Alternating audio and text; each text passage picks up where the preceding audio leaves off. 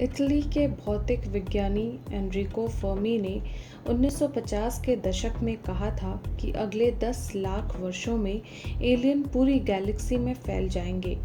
हालांकि अभी तक इंसानों और एलियंस का कोई संपर्क नहीं हुआ है, जिसके बाद सबसे बड़ा सवाल है कि आखिर एलियन कहाँ है।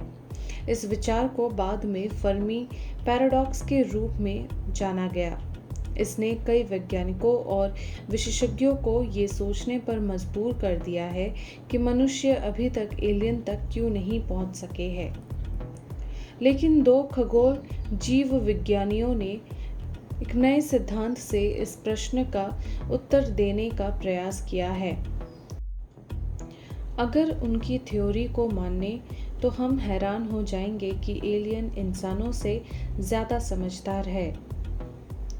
कॉर्नेगी इंस्टीट्यूशन फॉर साइंस के डॉक्टर माइकल वोंग ने और कैलिफोर्निया इंस्टीट्यूट ऑफ टेक्नोलॉजी के डॉक्टर स्टुअर्ट बार्टलेट की एक स्टडी रॉयल सोसाइटी में पब्लिश की गई है।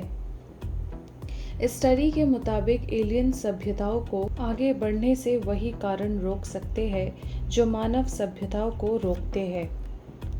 वैज्ञानिकों का तर्क है कि मनुष्यों की ही तरह एलियन सभ्यता भी तेजी से बढ़ती है और ख़त्म होती है। इसी कारण वह अपनी सीमाओं से परे खोज करने की क्षमता विकसित करने में सक्षम नहीं है। अतीत में भी कई इंसानी सभ्यताएं इसी प्रकार से गुजरी है।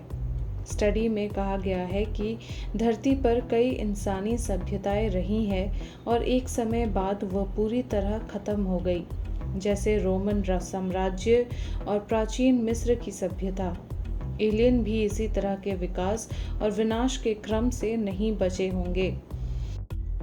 वोंग और बार्टलेट का कहना है कि किसी भी सभ्यता का असीम विकास एक बड़ी आबादी को जन्म देता है।